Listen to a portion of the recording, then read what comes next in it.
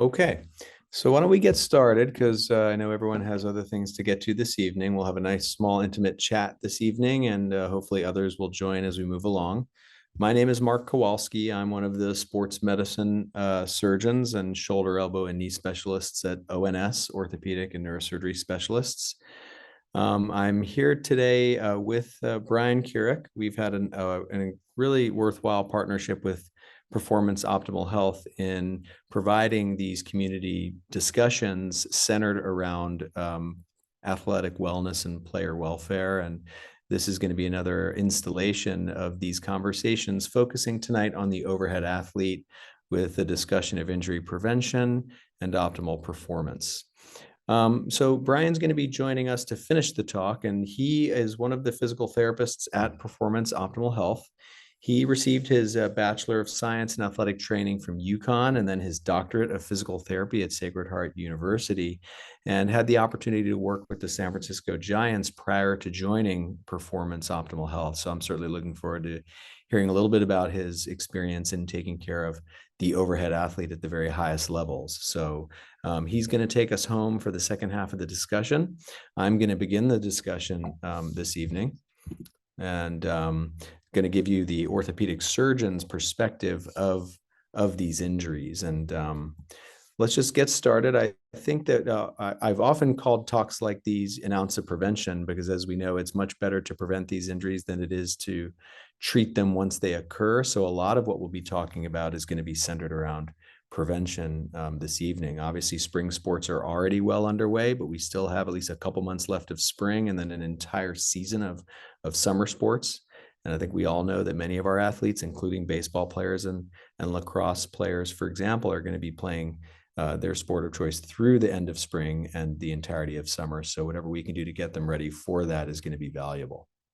Why is this issue such a big deal? Well, nearly 30 million children and adolescents participate in youth sports in the US in general.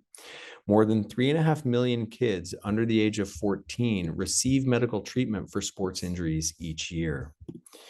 Children from ages 5 to 14 account for about 40%, so almost half of all sports-related injuries. So it's really our youngest athletes that are the most vulnerable, and we'll talk about why. In terms of ACL injuries in particular, which are perhaps more common in lacrosse than in sports like baseball, they're increasing as sports participation increases, with about 1/3 of preteen and teen soccer players at risk for an ACL tear over the course of their career. 20% of children from 8 to 12 and almost half of those ages 13 and 14 will have arm pain during a single season for our baseball players and throwers. And overuse injuries account for at least half of all sports injuries to middle and high school students. So this is a significant problem. But I want to pose two questions and offer you some answers. First, are overuse sports injuries preventable? Well, the answer is clearly yes.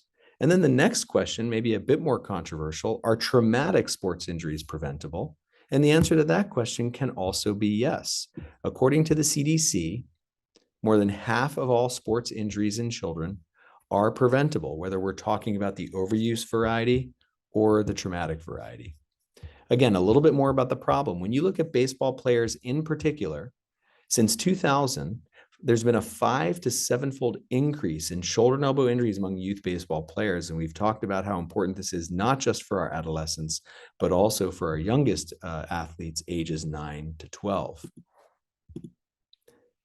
Well, the problem isn't just with the fact that these kids are getting injured. The problem also exists because oftentimes caregivers are unaware of risk factors and prevention strategies. One study pointed out that about half of caregivers are unaware of safe pitching guidelines. About half do not actively participate in monitoring pitch counts in the case of baseball.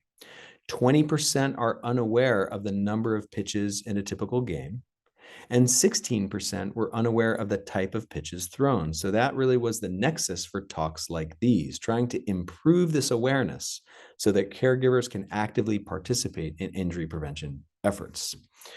Now, whenever we're talking about overhead athletes, we spend a ton of time talking about baseball players, but the truth is overhead athletes come in all different varieties and flavors. So baseball is sort of the archetype, but tennis, swimming, volleyball, football quarterbacks, and lacrosse all count as overhead sports and all can be at risk for similar types of overuse and traumatic injuries. And we'll talk a little bit about this.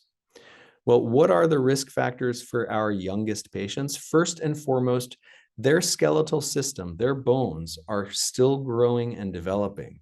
They have open growth plates, as this elbow x-ray points out. They're actually parts of their joints and bones that have not yet fully formed. They have not yet fully calcified. And therefore, these growth plates are weak links in the chain that can be a source of injury. Our youngest athletes also often exercise improper technique with highly technical sports like baseball and tennis, for example. There's increased sports specialization and increased position specialization at a younger and younger age, which is subjecting these vulnerable joints to the same activity over and over again.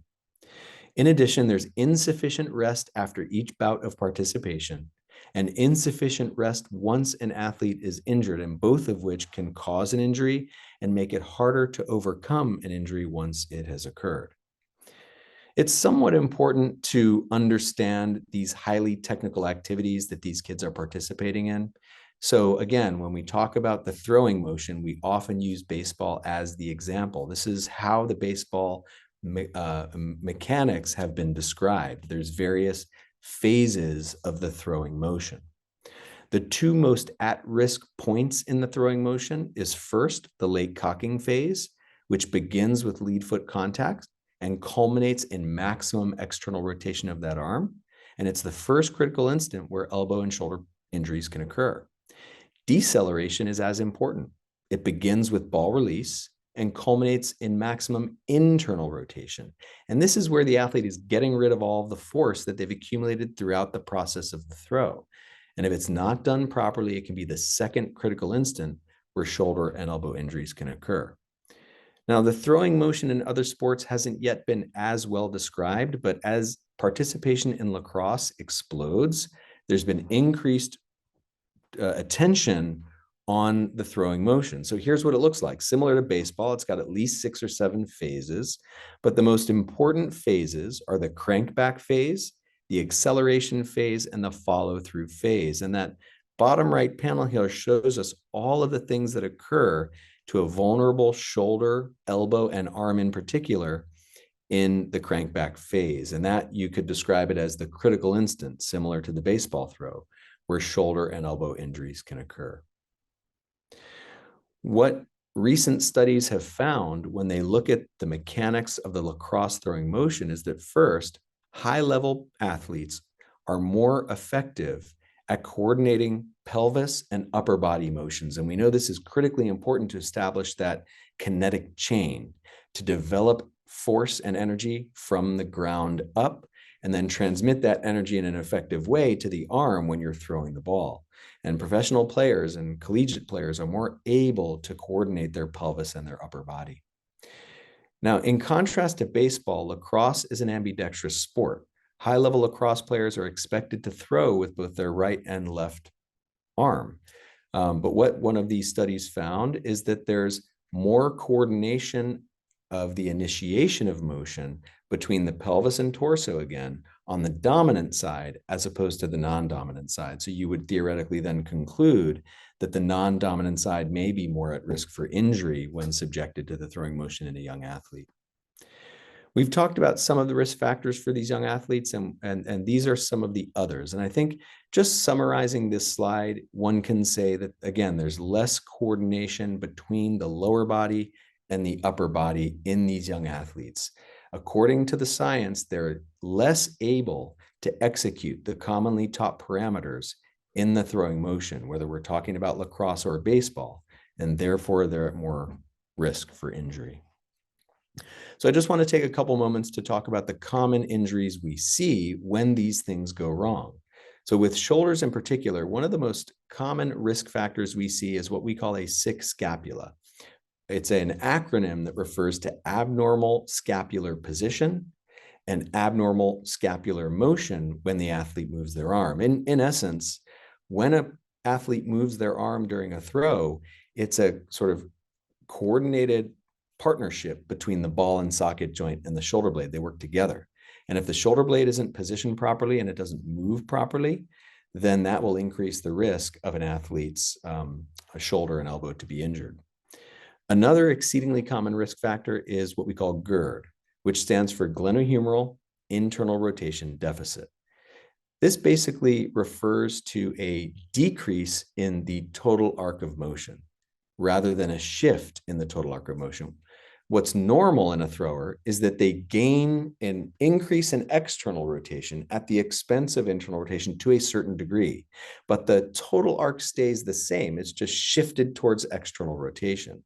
What isn't normal is when the total arc shrinks itself. So they may have gained a little bit of external, but some of these athletes lose even more internal rotation than they gain in external rotation. And this shrinkage or decrease of their total arc of motion, in particular internal rotation, significantly increases their risk of injury. So when I'm evaluating a thrower in the office, before we even get to their diagnosis, in almost every case, I can demonstrate to the athlete's parent that they have glenohumeral internal rotation deficit as at least a part of their injury pattern and why they ended up in the office to begin with. And we'll learn later how to address some of these risk factors. When these things go wrong, when an athlete comes to me with shoulder pain, the most common diagnosis is called little leaguer's shoulder. It's basically a catch-all term that refers to pain in the shoulder of a thrower. And the most common location for pain is the growth plate. We've talked about how that growth plate is not yet fully formed. It's not yet fused bone, and therefore it's the weak link and can become inflamed and painful. The average age for little leaguer's shoulder is 14. It doesn't have to just be baseball. Even a swimmer or a lacrosse player can have little leaguer's shoulder. It's due to repetitive rotational stress on the growth plate. These athletes will complain of pain while throwing in particular. The onset of pain is often insidious rather than sudden.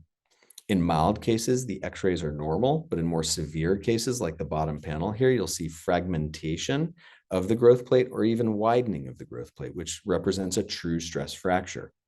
We treat this condition with rest from throwing, addressing risk factors with physical therapy, and these athletes usually have a favorable prognosis. Now, patients and families often come to me asking about the labrum and asking, do I have a slap tear? Well, the good news is in most cases, the answer is no, but I think it makes sense to talk about it briefly so you understand what it is. The superior labrum or slap tear is a tear of the upper part of the labrum. The labrum is a circular ring of tissue that runs around the edge of the socket. It's the bumper, similar to the meniscus of the knee, and it can be torn. It's rare in young throwers, though. Much more common is that little leaguer's shoulder. There are various reasons why this can occur. Either the biceps, which attaches on top of the labrum, as you can see in the top panel, can pull repetitively on the labrum, causing a tear. Or when you get into that late cocking phase, the ball can actually impinge on the labrum and perhaps cause a tear that way. If we're concerned about the labrum, really the MRI with contrast injected into the joint is the very best test. Physical exam tests are not really that reliable in diagnosing slap tears because there are lots of other reasons for some of these physical examination tests to be positive. Even if a young athlete has a slap tear, the good news is most get better with physical therapy and conservative management. And it's only rare that we have to operate on a slap tear, and it's usually in an older athlete. To be honest, we make every effort to avoid operating on slap tears, even in the high-level thrower, because it can negatively impact their ability to return to sport at their same level. Multidirectional instability can also be common. I often first identify whether a patient is built loose, whether they have generalized laxity. The way we do this is with various tests seen in that top panel. These series of tests collectively are called a Baton score. And by doing this Baton score on every patient, we know if they come to the table built loose. Now, the shoulder joint is already loose by design. It's a very big ball on a shallow socket, and it relies on the connective soft tissues to maintain stability. If those connective soft tissues are also loose, then they'll have even more laxity in the shoulder joint than they should have. The rotator cuff then has to work harder to keep the ball centered in the socket, and they can get rotator cuff pain. So these athletes will often complain of vague shoulder pain with activity. Their x-rays and MRI might be normal, but if you see in the bottom left panel with injected contrast, you see just increased space in the joint because it's built loose. By rule, these patients are treated with physical therapy, and we try to avoid surgery at all costs because, number one, they will likely get better without surgery, and number two, surgery can be associated with recurrences. And now briefly on to the elbow. So why do elbow injuries occur in throwers? This right panel shows us why. When you get into that crankback phase or the late cocking phase in a baseball player, you get compression on the outer part of the elbow and you get tension on the inner part of the elbow. And this can cause injuries in both regions. Now, because you're getting repetitive compression on the outside of the elbow, you can get damage to the joint surface on the outside of the elbow, as you see in these top two panels. These two conditions are similar, but they occur in different age groups and they have different behavior. So Panner disease is referring to fragmentation of the joint surface on the outer part of the elbow called the capitellum. It occurs in our youngest patients, usually younger than 10 years. It's due to a combination of repetitive stress in a skeletally immature patient with fragile blood flow to that part of the joint. They often present with pain and also stiffness. The X-ray can show fragmentation of that capitellum bone, and MRI will also confirm the diagnosis, but is often unnecessary. Prognosis in Panner disease is excellent. Universally, these patients get better when given appropriate rest and recovery. Osteochondritis dissecans is similar in many ways. It's the same risk factors, the same presentation. Sometimes athletes will present with clicking, catching, or grinding. The x-rays can be similar, but MRI is useful in this condition because it helps us to determine whether it's a stable, mild version of OCD or whether it's an unstable, more severe version of OCD. Stable lesions in younger patients will heal with conservative treatment. Unstable lesions in older patients have less likelihood of healing and do sometimes need surgical intervention. Little leaguer's elbow, very, very similar to little leaguer's shoulder. We have a growth plate in the elbow, just like we have a growth plate in the shoulder. That growth plate is subjected to tension on the inside, as we've talked about. This injury occurs from traction on that growth plate, and these athletes, of course, present with pain. They can have some tenderness over the growth plate. In severe cases, they can have widening of the growth plate. But if recognized early, these little leaguer's elbows get better with rest, perhaps a brief period of immobilization, but then physical therapy and return to athletics within a few months at the absolute most. And finally, the one that patients often ask about is the ulnar collateral ligament injury. So just like athletes come in asking about the labrum in the shoulder, athletes come in asking about the Tommy John ligament in the elbow. Just like labrum tears in the shoulder, these ligament injuries are exceedingly rare in the pediatric population. So it is much more likely to be little leaguer's elbow with a great prognosis and no need for an MRI rather than an ulnar collateral ligament injury that's going to need surgery. It is increasing in frequency, so we have to be vigilant for those cases that don't improve. An acute tear to the ligament is not subtle. Patients will experience a pop, swelling, pain, sometimes numbness and tingling of their ring and small fingers. The chronic case is more gradual in onset. They will sometimes present with limited movement, perhaps. They've lost their velocity and accuracy. And again, sometimes have a tingling if the adjacent funny bone nerve is irritated. X-rays are rarely helpful, and an MRI with contrast is diagnostic. Conservative treatment is the rule when we do encounter that rare case in a young patient that's a partial tear. Surgical treatment is usually only reserved for acute full tears in our higher level athlete or those partial tears that don't get better with conservative management. And there's a debate as to whether these can be simply repaired or reconstructed, but there is a role for repair for certain tear patterns. And return to sport traditionally has been a year, but we are finding with modern techniques that the return to sport is decreasing to 6 to 9 months in certain cases. Okay, so how can we prevent these injuries? That's obviously our goal now that we know what these injuries are. So I'm going to speed through this because I know that Brian's going to spend a lot more time on some extremely valuable advice on injury prevention, but these are basically the strategies. Strength and conditioning, address mechanics, manage load in baseball, pitch counts and pitch types, periodize, meaning plan the year with respect to competition and training, and then early recognition and treatment. So I'm going to skip strength and conditioning because I know Brian's going to talk a little bit about this, but just let it be said that strength and conditioning is safe and appropriate and does not increase the risk of injury if done effectively. And let's also all agree that the professional societies that study this question, all of them agree that strength and conditioning is safe. The pearls are qualified supervision with somebody like Brian, appropriate program design for the age and experience, careful selection of equipment if it's going to be used at all rather than body weight exercises, avoid maximum repetition exercises, and allow adequate recovery time. Pitch counts are exceedingly important. They're based on age. They specify number of pitches per game and number of days rest, and they legislate tournament play. These are some guidelines that have been offered by Little League Baseball, and it can be found on their website for future reference. Pitch types are also exceedingly important. We've talked about how one of the risk factors is that we're asking our youngest athletes to perform an incredibly technical skill. If we ask them to perform a technical skill they're simply not able to master, they're going to do it incorrectly and they are going to get injured. So they should only be introducing technical pitch types at the right age. These are some guidelines for baseball in particular with respect to planning out one's year with training and competition. Observe pitch counts and rest periods. No overhead throwing for 2 to 3 months per year, so 1 season off from baseball if you can. No competition for 4 months out of the year, so 1 season of just training rather than playing in games and tournaments. Avoid pitching more than 100 innings. Avoid pitching for multiple overlapping teams. No pitcher-catcher combinations with pitching on one team and catching for another. It's just too much throwing. Encourage diversification.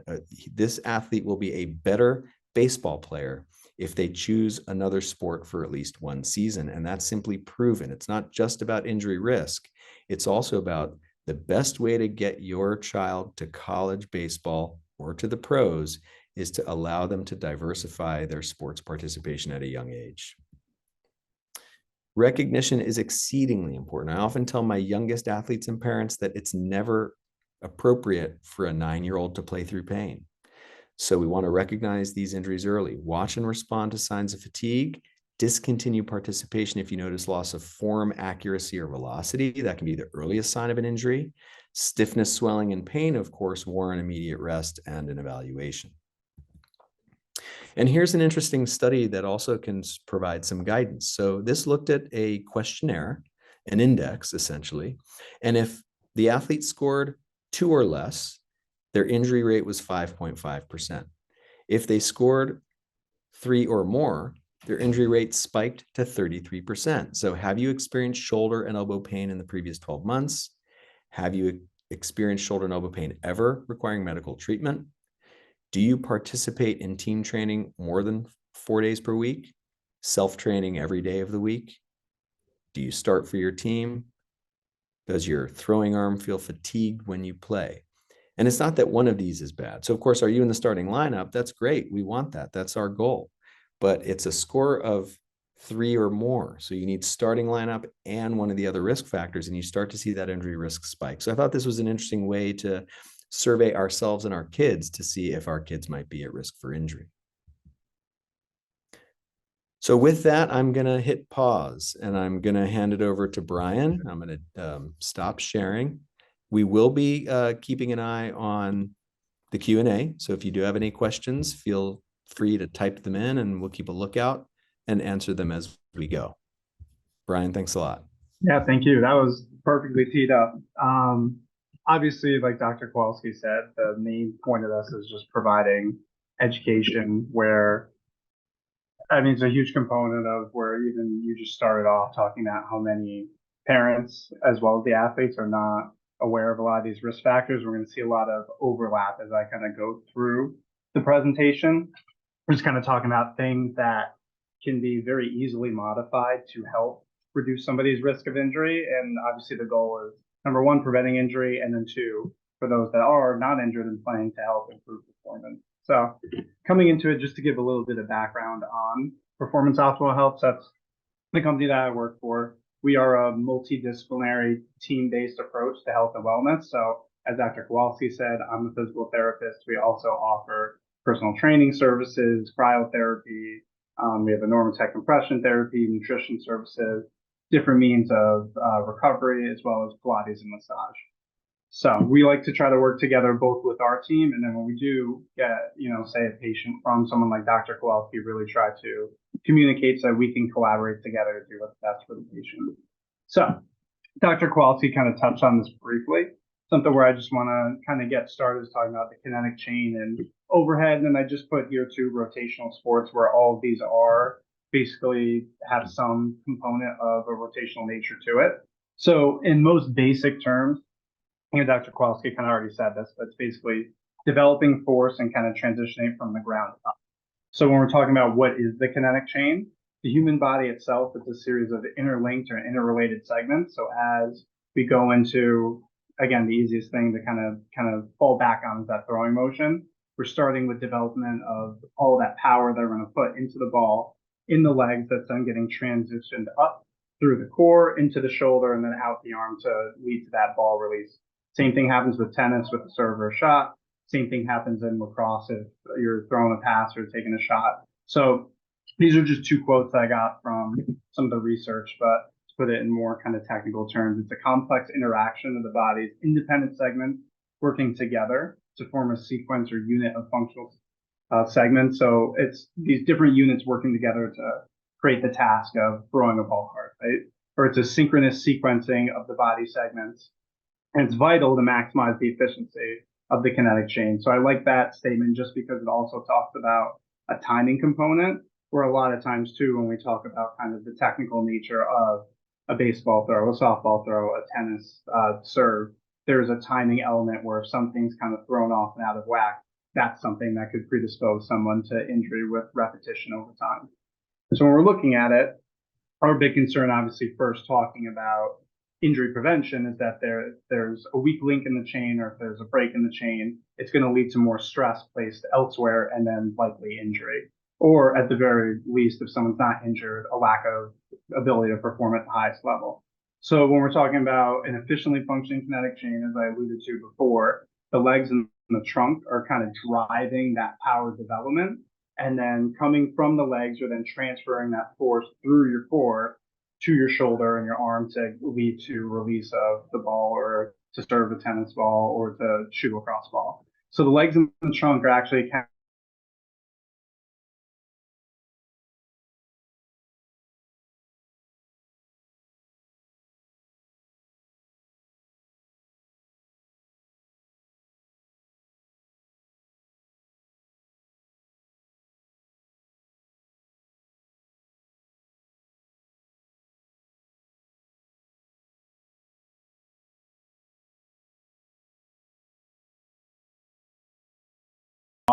between loading up and developing power in your legs to then rotating your body and then transitioning that power up. It's going to lead to, again, either increased stress on certain body segments or just a loss of performance and power. And like I said, weak links in the chain can then lead to either reduced performance or injury, or potentially both.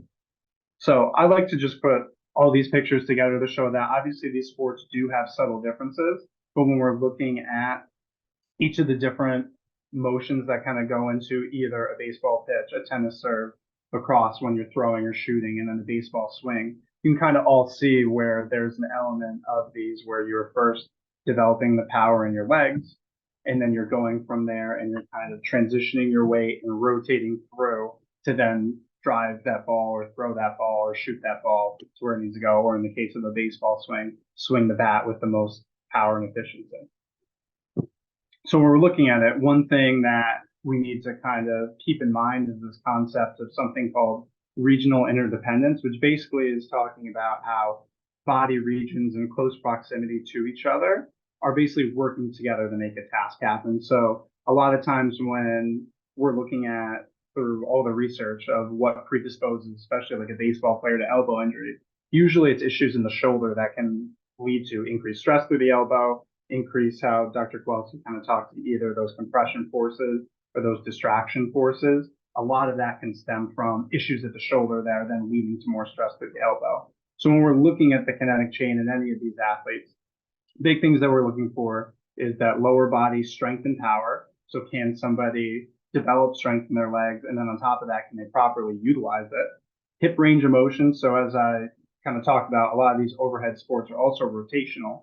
You can't rotate through your hips well because either you don't have the coordination or if you just don't have the motion, that is something that can lead to kind of alterations and kinks in the chain. Having stability and balance is obviously a major component to it. So if you are, again, throwing a baseball pitch, or if you're getting into your shot and you are not steady on that leg that you're landing on, you're not going to have the strength and power that you need. One concept here, hip and shoulder separation. Basically, as, again, the baseball, the pitching motion is usually the easiest one to kind of come back to. You need an ability to basically separate your torso from your pelvis or your lower half. What this does is it helps to basically wind you up and create all of this potential energy that then as you follow through, you're able to whip your arm through and create as much power as possible. So that's where I kind of included these pictures here where we can look. And on this bottom one, his legs and his hips are beginning to kind of start to face forward. And we can see that his shoulders are still facing almost 90 degrees the other direction. Same thing where we're looking above where we see that his pelvis and his foot are starting to come this way while his upper half is still faced away from the plate. So that's an important thing that a lot of, again, when we talk about the younger athletes, as Dr. Kowalski said, have a lot of difficulty coordinating a lot of these complex movements. That's something that I personally see in the office where a lot of people struggle to have the ability to kind of coordinate separate motion that you then link together to create a powerful throw or a powerful shot or a powerful serve. And then the last thing that I've talked about at least a few times now is just that timing and sequencing element, where if you can't time these different motions appropriately, that's something that will then lead to issues down the chain. So when we're looking at the biomechanics of overhead sports, it's a rapid transition between that winding up for either a throw or a shot or, again, a serve, and then that throw, the ball release, the contact with the racket, whatever we're talking about. So these are very quick, powerful rotational movements, right? So there's high speeds of rotation that are coming from the trunk and the pelvis, which again, hopefully we're developing and building that power in the lower body to then translate through these segments to get to the arm. And then as Dr. Kowalski touched on too, the rotator cuff, which are these very small muscles that wrap around the shoulder, and their primary job is to provide stability to what is a very mobile and otherwise would be relatively unstable joint. They have high demands to basically keep that ball centered within the socket of the shoulder. So as your arm is coming across your body, not only are they trying to keep it stable, but they're also trying to work to decelerate that arm so you're not whipping it into your body. So in overhead throwing, something interesting that I found kind of pouring through the research is that as you're throwing and as you're basically getting towards that point of ball release, there's shoulder distraction forces, or basically the force of your arm getting pulled on, that's up to anywhere between 80 to 120% of your body weight. So this rapid, powerful motion that we're doing every time you throw a ball is basically the result of, or resulting in the equal force of that person's body weight pulling on their arm. So the rotator cuff has an immense responsibility to then work and create stability within the shoulder joint to basically make sure that your arm isn't getting pulled out of the socket. In softball throwing, in the windmill softball pitch, it's up to 50% of body weight. So these are high demands on, again, very small muscles that have a lot of work to do to make sure that shoulder stays healthy. There's also just in general high shoulder girdle muscle activity when we're talking about any of these overhead sports. So when we're looking at different biomechanical studies, this term MVIC, it just stands for maximum volitional isometric contraction. Basically, it just means the maximum amount of force that someone can create in a contraction. When we're looking at a softball windmill pitch, or if a tennis serve and volley, we can see effort in each one of these up to 90% of basically what a muscle's maximum contraction force is. And if you think about it, in all of these sports, you're doing it again and again and again. And obviously, these are very, very high demands. So high recruitment of muscle surrounding the shoulder blade that then are working really hard to, again, provide stability to a joint that has a lot of movement and needs a lot of external help. And then the last part is that elbow basically at the very end gets swung like a whip. So it can create a lot of stress on that joint as well, where number one, Dr. Kowalski talked about either the compression on the outside or that distraction or traction on the inner aspect, but also too, there can be kind of with that whip-like motion, this quick kind of extension into the elbow that can then also create some issues in the back of the elbow. Sometimes that we'll see in our baseball players or our overhead athletes. So then when we're talking about injury prevention, we see a lot of my talking points are very similar to Dr. Kowalski's because obviously these are very, very, number one, proven through the research to be very effective in trying to help reduce injury. And number two, things that we want to highlight because they're very, very modifiable things. As long as, people are made aware, then a big difference could be made in preventing a lot of these injuries that we see, especially in these young kids. So number one thing that I highlight there is overuse, which we'll get into a little bit, further in future slides. But just again, a lot of repetitive stresses, especially when we're talking about young athletes. Again, Dr. Kowalski talked about it. There's a lot of joints that aren't necessarily in bones that aren't fully formed yet and ossified. So they're not ready for just repetitive stress like this to be placed on them. And that's where we see a lot of these preventable injuries. Another risk factor that's been found to lead to an increased risk of injury is increased velocity, which makes sense that as somebody is throwing harder, their arm is moving faster, and therefore there's more stress being placed on the shoulder and elbow. Shoulder stiffness and range of motion limitations can lead to injury. So Dr. Kowalski touched on GERD, or basically that internal rotation range of motion deficit. With that, other things that we're looking at in the office I'll talk about a little bit later, we're looking at that total arc of motion. So does someone's external rotation plus internal rotation, is it equal to the other side because of those changes that happen, as well as someone's ability to raise overhead? Shoulder weakness is another risk factor that can lead to injury. If these muscles around the shoulder are not strong and able to withhold all those forces that I kind of talked about in the biomechanical slide, there's high potential for injury. And we're talking about poor scapular motor control. So scapula is your shoulder blade. Dr. Kowalski talked about the sixth scapula, which again is that term for basically dysfunctional movement of the shoulder blade. The shoulder blade is where your rotator cuff is coming off of, and we want it to provide a stable base and position those muscles well to work. If someone's not able to do that well, that's something that could either lead to shoulder or elbow injury. And then core and lower body strength and endurance deficits, where I already touched on, it's one of the most important parts of the body for developing all this force and power. If you don't have good strength there, but then also endurance, if you fatigue out, it's going to affect your ability to perform all these complex movements with appropriate form. So when we talk about overuse, a lot of this stuff was in Dr. Kowalski's slide, but so just a quote from one of the articles that I kind of pulled was strong evidence shows that overuse injuries occurred in baseball with greater frequency when pitching more months per year, more games per year, more innings per year, more pitches per game, and more pitches per year, which makes sense again when we talk about these are very, very high demand movements. And if you're doing it repetitively day after day after day after day, month after month, and you're doing it all year long, it's something that is going to very likely lead to injury if someone's not doing the right thing. So when we look at pitching volume as a whole, these numbers kind of stand out to me as something that can hopefully help take home the point that total innings, when they're looking at youth athletes, those that pitch less than 100 innings per year are shown to have 3 times less risk of injury.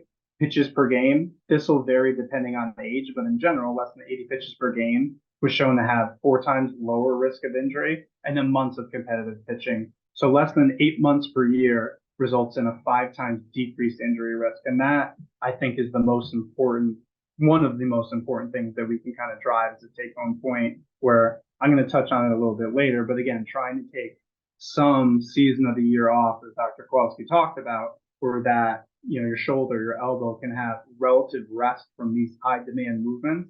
And then hopefully the athlete can then use that time to develop athleticism in another way. And that just should make them, a better player in whatever sport we're talking about. And then the big one also here, playing through pain, which again, Dr. Kowalski talked about. And then I think his first slide was almost 50% of 13 to 14-year-olds mentioned at some time pitching or throwing through pain.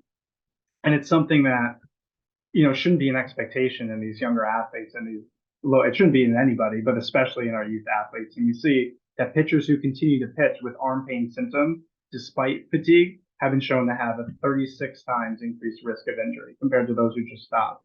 So I think this is a really important thing to drive home is that, as parents, coaches, whatever, or if there's any of the, young athletes on here, need to feel appropriate and okay to be able to tell someone that they are in pain and that then need to be pulled from, if it's practice or game or whatever it may be, to make sure that they are not injuring themselves and giving themselves a chance to recover and heal.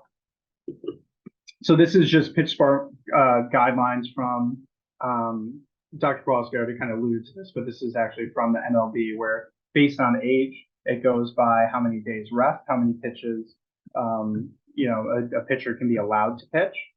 This is the daily maximum pitches. And again, depending on the amount of days rest, that number will then fluctuate. So then when we talk about velocity and pitch type, Dr. Kowalski already had the exact figure in his slides too, but we see that the more complicated pitches end up being ones that, really aren't recommended until we get to older age. It used to be something where a curveball was thought to be this high risk factor for developing like a UCL injury. It's not totally well understood, but a nice rule of thumb that I've heard is that generally speaking, any of these breaking pitches shouldn't be performed unless it's reasonable. Again, if we're talking about our male baseball players, for that child to, consider shaving. And basically the idea is that it shouldn't be done until they hit skeletal maturity, where they should instead be more focusing on pitch mechanics and kind of fine tuning those, as opposed to just trying to develop other pitches that then put different stresses on the shoulder and elbow that they might not be ready for.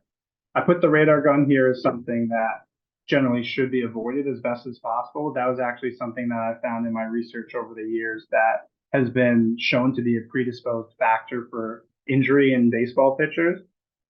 There's not any definitive reason why, but at least theorized and what makes sense to me is that if there's a radar gun there and kids are looking to see how fast am I throwing, they're going to do everything in their power to throw as fast as possible and very likely kind of throw some of the mechanics out the window and just constantly be focused on that radar gun. So it's generally recommended that they should not be thrown to a radar gun so that they can then kind of follow this last point. Just focus on the mechanics. The quality of the throws, especially in these younger athletes, is way more important than developing speed, velocity, anything like that. Get the mechanics down and the rest will come if you do the right thing. Tennis, I wanted to at least touch on a little bit. So looking at risk factors for tennis, if we're talking about a backhand stroke, a one-handed versus two-handed backhand, one-handed was found to be something that can predispose to more risk of injury. Makes sense just that there's all the load going through one hand versus another versus, having the support of another hand. A tight grip. So the picture here is trying to basically demonstrate like a tennis elbow or what we call like a lateral elbow tendinopathy. These muscles are really, really important in gripping. A lot of times we see it in people that aren't tennis athletes at all, but obviously where it makes sense in tennis is that you are gripping a racket and you're using these muscles to control the racket. People that have a difficult time kind of relaxing their grip and keep it clenched have been found to be at increased risk of potential elbow injury in tennis. Incorrect grip size, so either if it's too small or too large in the racket, is something that can then predispose this muscle group again because they have to change their grip to injury. And then technical deficits in forehand strokes. So if there's excessive wrist snapping, if people are short arming strokes, or if they're hitting with an open stance, which kind of comes down to, again, that hip shoulder separation I was talking about, where if someone's more open, you're taking your core and your lower half out of the equation and then putting more on your arm to try to create the same power.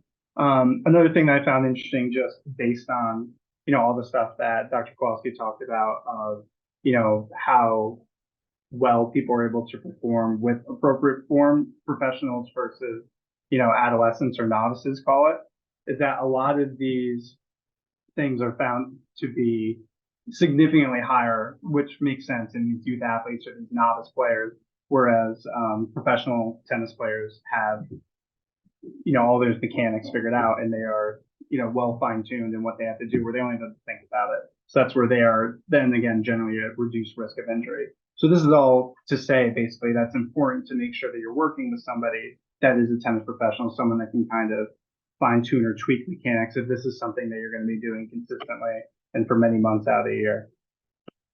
When we're talking about the overhead athlete shoulder, I have the same little picture here again that Dr. Kowalski showed where Range of motion and flexibility is something that we would be also looking at in the office where, again, we see generally a physiological increase in external rotation with a loss in internal rotation, where what this picture is trying to show is that this arc of motion is the same, but we can see the arm positions end up being different. So it looks like someone lost a lot of motion here and gained a lot of motion here. What's important is that this total arc ends up being the same. And it's been shown through research that if this total arc is decreased, then someone's at increased risk of shoulder and elbow injury. Again, same thing for raising overhead, which is often due to stiffness in the lat muscles.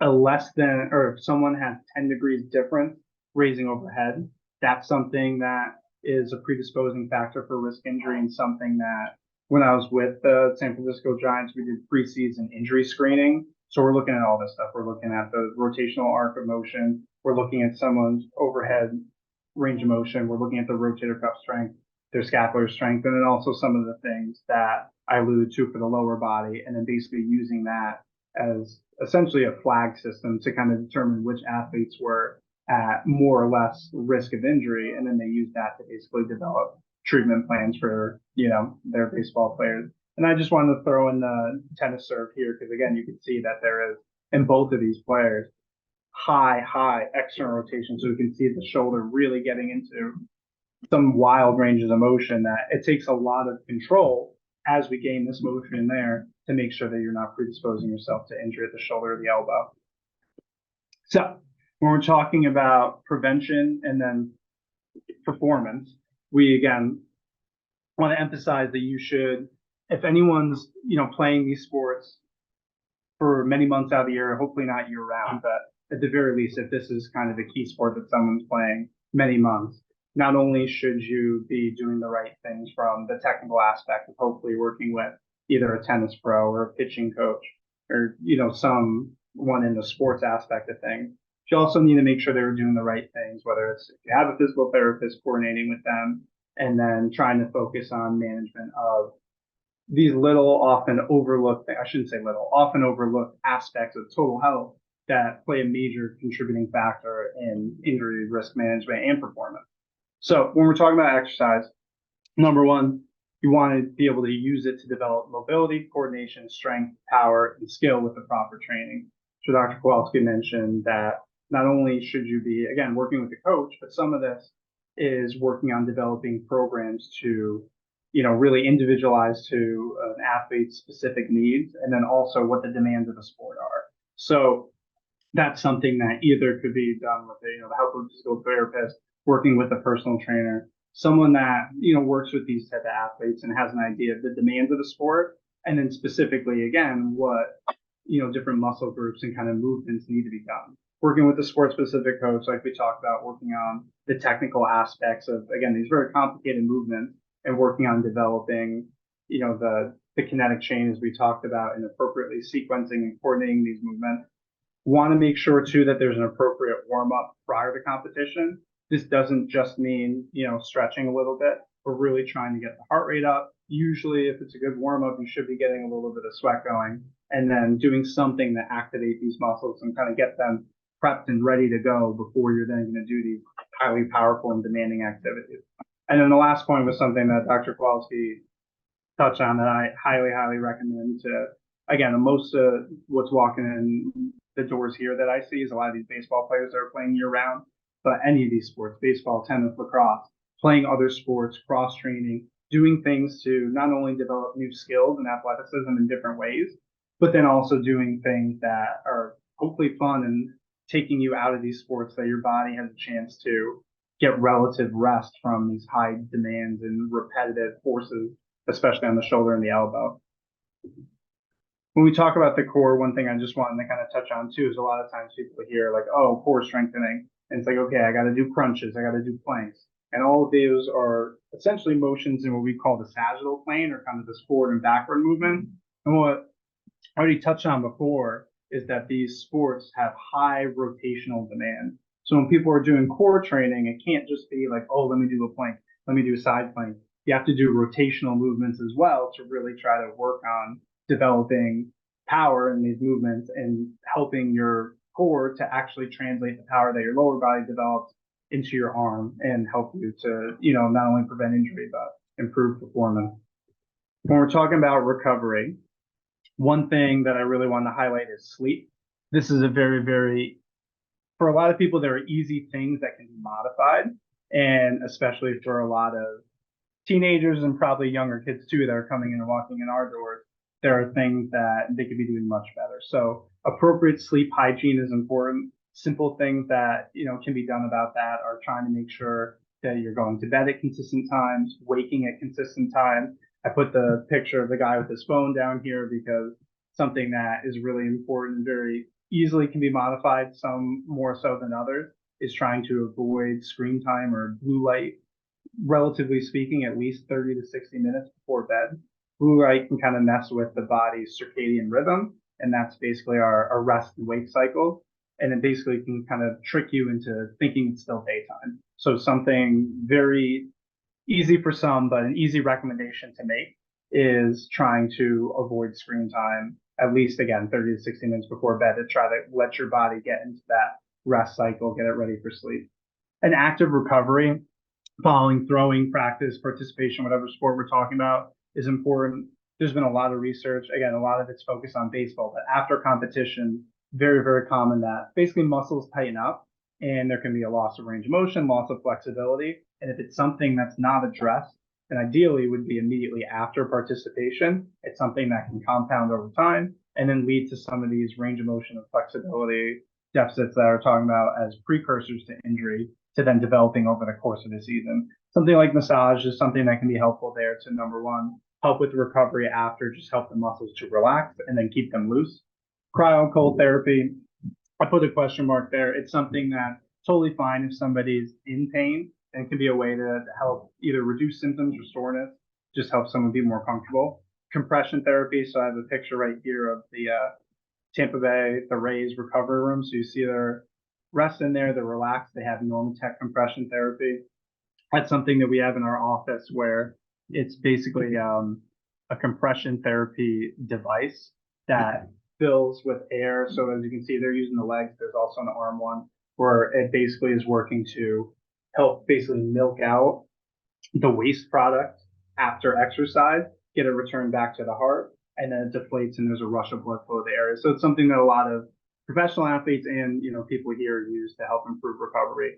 And I just want to touch on wearable technology because it's something that can very easily give us data about not only sleep, but kind of our readiness to really tax our bodies. So this is a screenshot I have a Whoop strap. So from me this morning where it tells me what my sleep is, it gives me a recovery score based on my sleep and a couple other factors.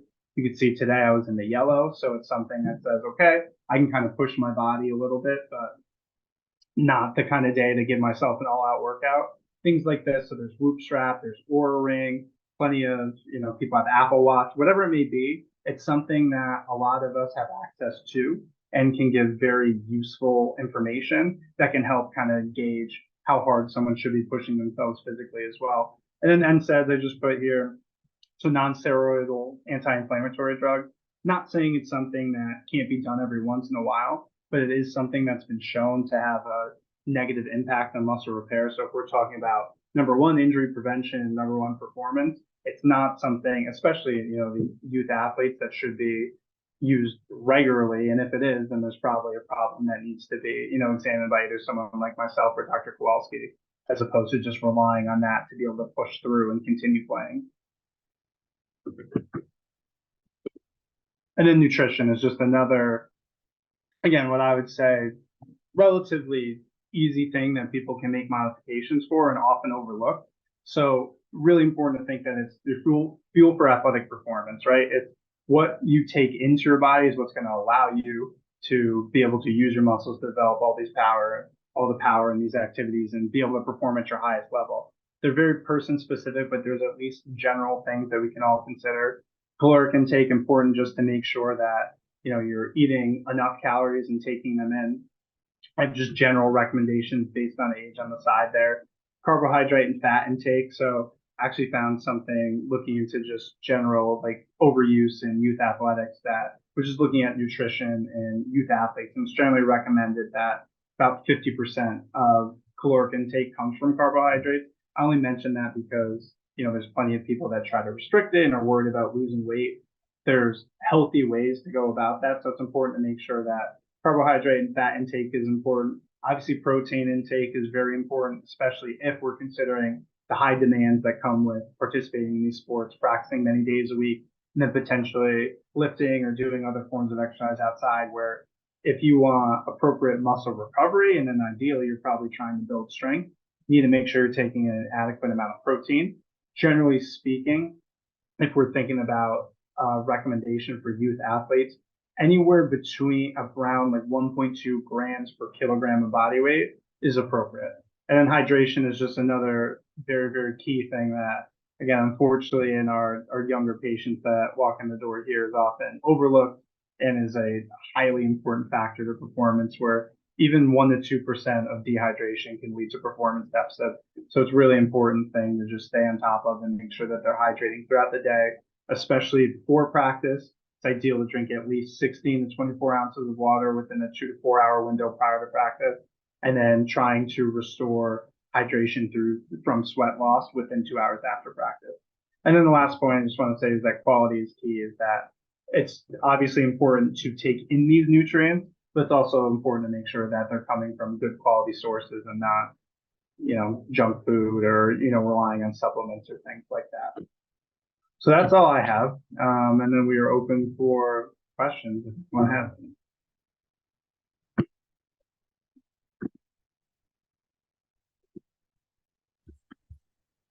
That's great, Brian. Thank you so much for that. I think with what I've learned, parents really need and want are specific guidelines to kind of operationalize this advice. So Yeah. I really appreciate that. Would you mind, while we're waiting to see if any questions come up, to just shed some quick light on how to operationalize the strength and conditioning? I kind of sped through, that portion of the talk, but common pitfalls or how a kid who's interested in getting started should begin. Like I have a 12-year-old who plays lacrosse and he's just Yeah. started in the sport, and other kids who've been playing for longer with elite clubs have already started this process with Yeah. trainers that focus on strengthening for kids. But a brand new 12-year-old who's never lifted a weight, how do they get started in that process? I'd say the important thing would be, number one, talking to the parents, right? Where in an ideal world, being able to, especially as someone that's new to lifting and that form of exercise, right? One of the key things that we want to see is quality and how they're performing the lifts. Because, I mean, even in PT, I talk about it all the time, where I can give someone an exercise, but if you're not focused on doing the correct thing, it could completely miss what we're trying to target. Same thing with a lot of these, somewhat basic, but even like compound lifts that are very popular, right? And for good reason, that it's important to hopefully at the very least have someone with some level of background or understanding, watching, supervising, and then providing appropriate programming. So sets and repetitions where unfortunately it's not uncommon that we'll get teenage kids that will either come in and it's, I found this on Instagram or I found this on TikTok or I Googled it and like I found this program, and there can be general strength things out there, but it's not individualized to the specific person. And doing a good exercise doesn't mean it's necessarily giving someone the benefit if they're not doing it appropriately. So that's the biggest thing I would say. If personal training or something like that isn't feasible, which I understand is not for everybody, at least having somebody around that has some kind of background. So maybe there's a 12-year-old that has a friend that's been working with someone. Ideally, hopefully there is a coach or some kind of resource that they can come to, or even coming to the parent, and then maybe they can, help them find an appropriate person, to watch over and at least help develop. That's great. I have one other question too. I have parents and athletes who come in and we identify GERD or a decrease in total arc of motion. They have an injured shoulder or elbow. They can't get into PT for a couple weeks or more for whatever reason, their schedule, their therapist's busy schedule. What's the one exercise they would do on their own that they could look up on YouTube and perform while they're waiting to get going on a formal rehab program if decreased motion and loss of internal rotation is a problem? Yeah. So I would say this is one that I know it's had a little bit of controversy out there, but there's something, it's called the sleeper stretch. The idea is it's trying to address back of the shoulder tightness that can then result in a loss of that internal rotation. The whole idea with it, as I can kind of at least pretend to demonstrate, is that you're laying on your side. So if you pretend I'm on a table and I'm laying down here, you're trying to basically keep your shoulder blade pinned down and you're going down into an internal rotation stretch.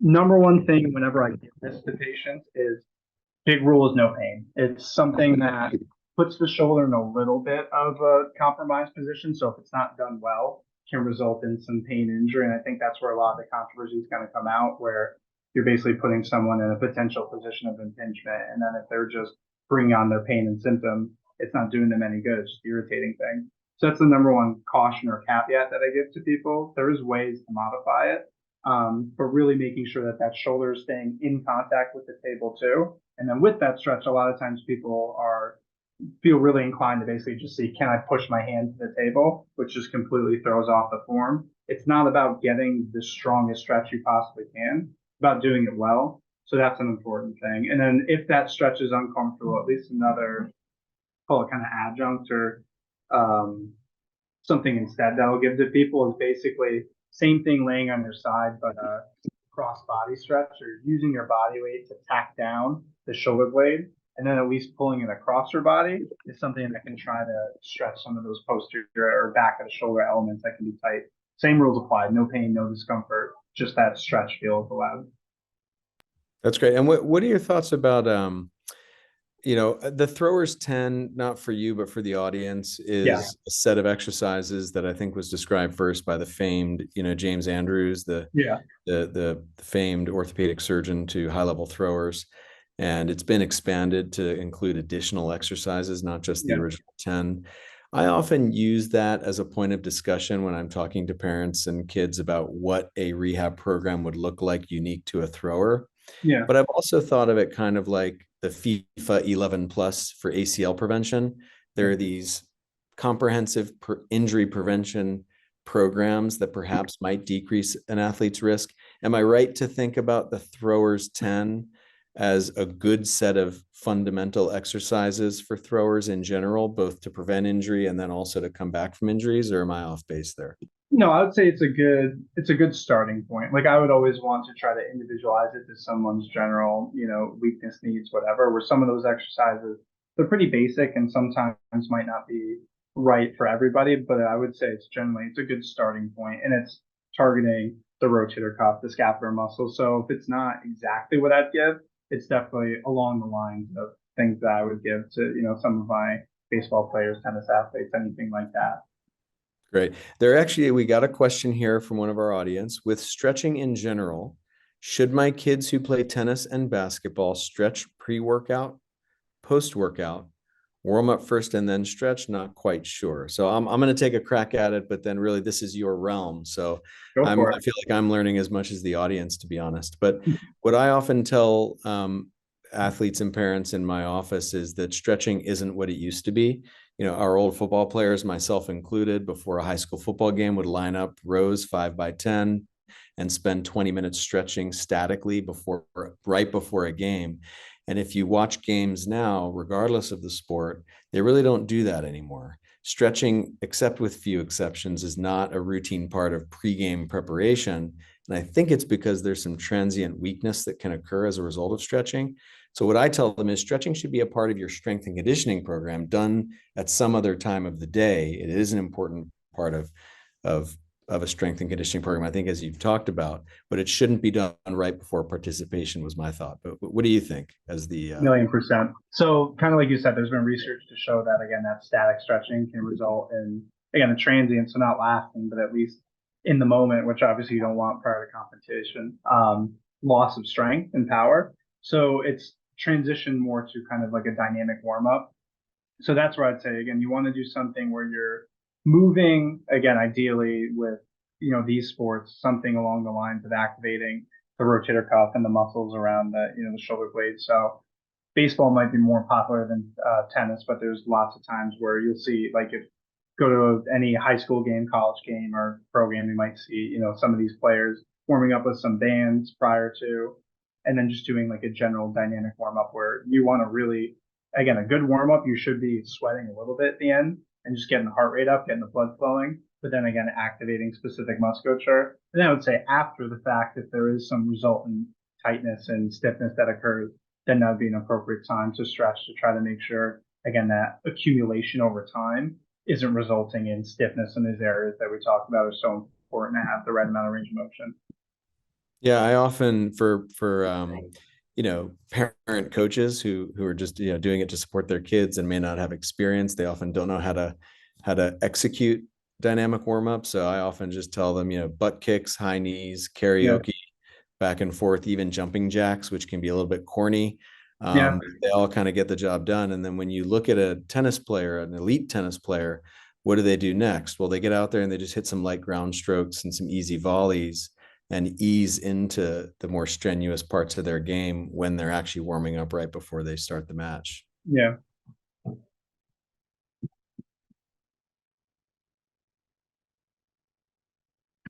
Thank you so much for that. Yeah, thank you so much. I tried to get through the whole webinar without being on mute, but just that last 5 seconds, couldn't get it done. It'd be perfect. So anyway, we appreciate the question, and we certainly appreciate the attendance of our audience. Taking an hour out of your evening is not easy, especially as spring sports get going. So thank you for taking that time. I'd say look out for future programming from Performance Optimal Health, from ONS, and with these types of partnerships moving forward. I'm sure we're going to be doing more of this for our patient community. So we look forward to seeing you out on the fields, and stay safe. And I'll pass it to Brian for his goodbye. Again, thank you, everyone. Like Dr. Kowalski said, appreciate it. Hope took away something, learned a little bit. And if anyone needs us as a resource too, I don't know if our emails are provided in this or anything, but always feel free to reach out. But yeah, it was fun. Great, Brian. It was a blast. I look forward to doing it again soon. Have a nice night. You too. Thank you, Dr. Kowalski. Bye-bye.